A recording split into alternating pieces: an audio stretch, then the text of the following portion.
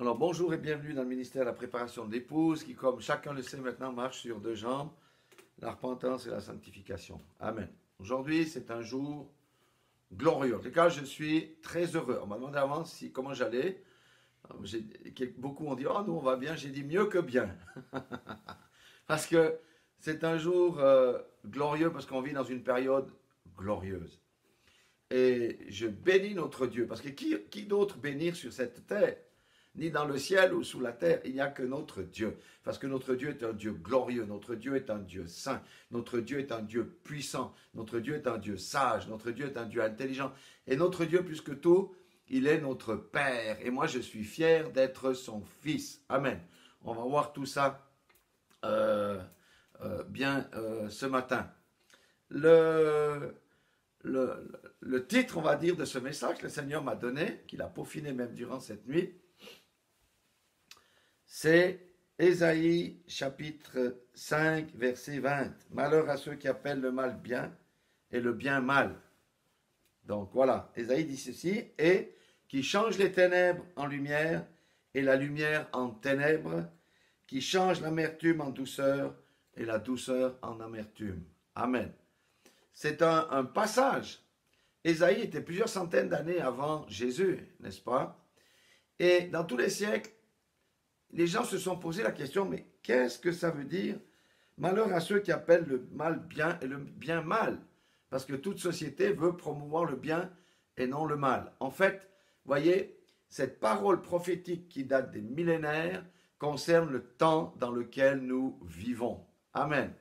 Aujourd'hui, nous voyons que le bien est appelé mal, que le mal est appelé bien. Nous voyons qu'il y a ce changement de personnes, de philosophie qui veut changer les ténèbres en lumière et les lumières en ténèbres et qui change l'amertume en douceur et la douceur en amertume. Tout ça aura un prix. Amen. Aujourd'hui, j'aurais pu, dire aussi que c'est le temps de la déconstruction de la société. Vous savez, Satan est en train de créer son propre monde avec ses propres règles. Amen. Il a planté des graines. Vous connaissez quand on dit on plante une graine, on sème une graine. Quand on sème la graine de l'évangile et qu'elle tombe en bonne terre, elle produit quelque chose. Mais elle produit quelque chose dans le temps. Le résultat n'est pas immédiat. Et aujourd'hui, Satan a planté ces graines. Elles ont germé, elles ont grandi. Et nous sommes dans les temps où elles commencent à manifester leurs fruits. Tout comme l'épouse de Christ aussi commence à manifester aussi ses fruits.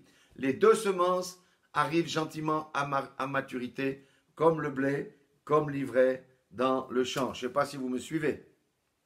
Donc il y a des tas de choses qui arrivent à maturité aujourd'hui. On va dire aussi que la méchanceté de l'homme arrive aussi à maturité. Mais la maturité des fils de Dieu et des filles de Dieu arrive aussi dans la même période. Parce que si les ténèbres abondent, eh bien la lumière va surabonder. Si le péché abonde, la grâce va surabonder. Vous voyez, comme tout s'imbrique, la destruction de la planète arrive aussi à sa maturité. Mais l'espérance de la gloire est pour les fils de Dieu, avec de nouveaux cieux et une nouvelle terre. Amen. Avant, on connaissait l'urgence pour le climat. Maintenant, on reste toujours dans l'urgence pour le climat, mais on se préoccupe des espèces en danger parce qu'on voit que la population des animaux est en train de décroître, de nombreuses espèces diminuent. Et tout ça, ce sont des mauvais signes, des mauvais traitements que l'homme inflige à la terre. En même temps que que le diable déconstruit le monde, la morale, eh bien, le royaume de Dieu se construit aussi. Ça, c'est un message fort pour nous. Qu'importe qu'on casse tout, nous, on construit le royaume de Dieu dans lequel le Seigneur va se manifester. Et en parlant de manifestation, le temps de la manifestation de toutes choses est arrivé. Le temps de la confrontation est arrivé. On est dans un choc maintenant entre deux mondes. Vous avez vu comment tout est divisé dans la société? Si je prends l'exemple du vaccin, la moitié est pour, la moitié est contre. Il y a des familles qui sont divisées dans les sociétés sont divisées à la place de travail, les gens sont divisés. Il y a une certaine violence qui est en train de se manifester de manière claire. Chez nous en Suisse, je dis ça pour les Africains qui nous suivent ou qui suivront, le président de la Confédération a dû dire « Halt, stop, on n'est pas là pour se bagarrer, on doit se respecter ». Pourquoi? Parce qu'il y a la division. On entre dans des confrontations. Alléluia. Le temps de choisir son camp est arrivé. Tous les tièdes qui se disent chrétiens doivent choisir leur camp aujourd'hui. Soit aller avec la majorité dans ce fleuve de boue, dans ce fleuve d'abomination, dans ce fleuve d'impureté, ou continuer à nager à contre-courant dans l'eau pure. Amen. Le temps du choix est arrivé. Le temps de la compromission est terminé. Ce n'est plus possible d'être un bout avec les uns, être un bout avec les autres. C'est comme on dit, je ne peux pas être à moitié vacciné pour être à la fois dans le camp des pas vaccinés et dans le camp des vaccinés. Alléluia. Tout devient binaire aujourd'hui. Soit tu acceptes le mariage gay, soit tu le refuses, soit tu acceptes que les homosexuels et les lesbiennes peuvent avoir des enfants avec l'insémination artificielle et toutes ces choses, soit tu le refuses. Alléluia. Nous devons manifester qui nous sommes avec audace et avec courage et détermination. C'est pourquoi j'ai dit, moi, je suis fier de mon Dieu. Je suis fier de connaître mon identité. Je suis fier d'avoir un Dieu qui me console, qui me coach, qui me guide.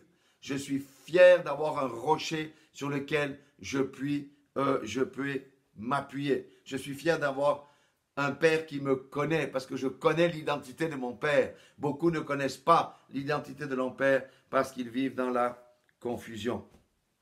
Donc, pour moi, j'ai dit, nous sommes dans une phase de déconstruction méticuleuse de la société. Ça commence dans les universités, ça suit avec la politique, ça suit avec les journalistes. Nous sommes dans cette mouvance. Nous pouvons voir cela aujourd'hui. Pour la première fois de ma vie, ne soyez pas choqués, j'ai vu 2 hommes travestis en femmes à Lausanne. Vous voyez ce que je veux dire? Il y avait un homme qui avait un t-shirt de femme, une jupe de femme jusque dessous les genoux et on voyait tous les poils de ses jambes et il tournait comme ça, comme pour se mettre en valeur. Mais j'ai beaucoup pitié pour ces gens-là qui ne connaissent pas leur identité. Ils ne savent pas d'où ils viennent. Ils sont vraiment dans des chaînes et dans des ténèbres. Parce que vous savez que nous aurons les votations le 22 septembre. Et puis, bon, le peuple décidera ce qu'il va décider. Mais quelle que soit la décision, moi je reste droit dans mes bottes. Je ne méprise pas ces gens-là. Je ne les rejette pas, mais je n'accepte pas qu'une minorité vienne me dicter pour ce qui est de la morale et des choses comme ça. Même à l'école, on a des carnets avec les couleurs arc-en-ciel.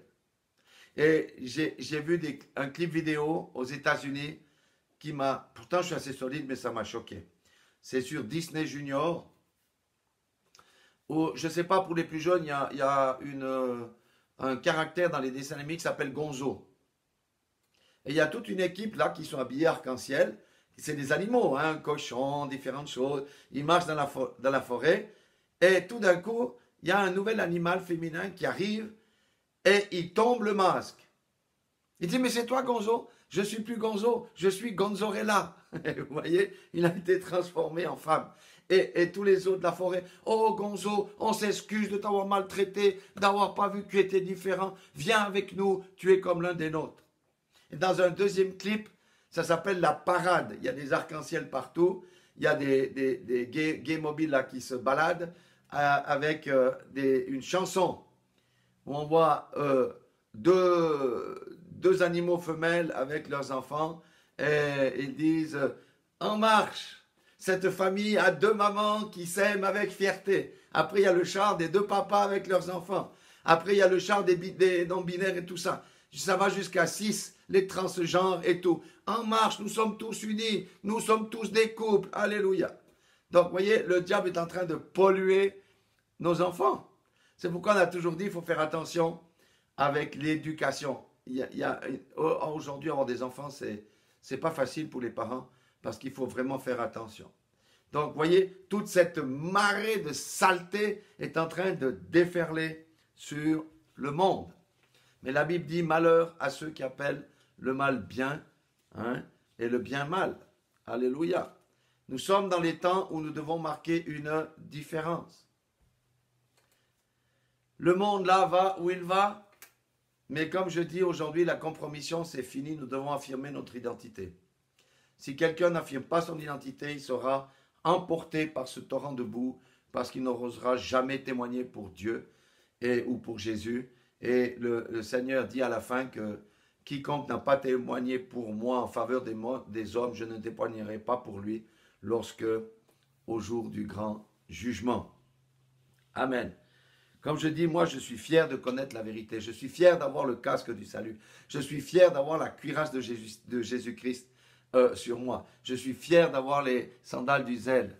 Je suis fier d'avoir un bouclier pour me prémunir des attaques du destructeur. Et je suis fier d'avoir l'épée de la parole dans mes mains pour combattre, parce que nous sommes appelés au combat. Voyez, ça sera un discours que je prononce aujourd'hui, on va dire, ouh là là, c'est un discours offensant. La vérité libère, voyez, c'est le monde à l'envers. Hein? Quand on est majoritaire, les minoritaires veulent nous déstabiliser en nous critiquant qu'on n'aime pas les autres. Je ne critique pas ces gens-là, j'ai de la compassion pour eux parce que je sais qu'est-ce qu'il en est. Il y a des gens qui sont dans cette situation parce qu'ils ont été abusés quand ils étaient jeunes enfants. Il y en a beaucoup. Et il y en a beaucoup qui ont manqué un papa ou qui ont manqué une maman. Et ça produit ce genre de désordre et de confusion. Mais ces gens-là peuvent être aidés. S'ils ont une oreille ouverte, on peut les délivrer de ces mauvais esprits qui sont entrés et qui provoquent toute cette confusion. On peut chasser tout ça. Ils peuvent retrouver véritablement une vie normale. Il y a beaucoup de témoignages qui vont dans ce sens. Amen.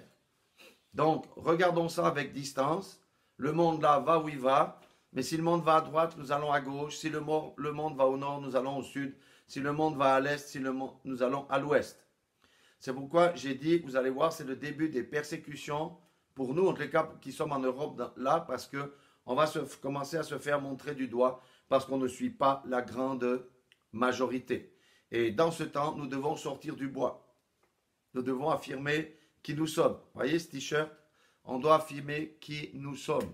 Amen. En dépit de tout. Le Seigneur a dit, vous serez moqués à cause de mon nom. J'ai été moqué. Vous serez persécutés. J'ai été persécuté. Bon, ça c'est le tableau de là où nous allons. Mais j'aimerais prendre quelques versets maintenant qui sont extraordinaires. J'en ai pas beaucoup, j'en ai 6. Hein. Romains 8, 14. Galates 3, 26 pour commencer. Pardonnez-moi. Galates, chapitre 3, verset 26.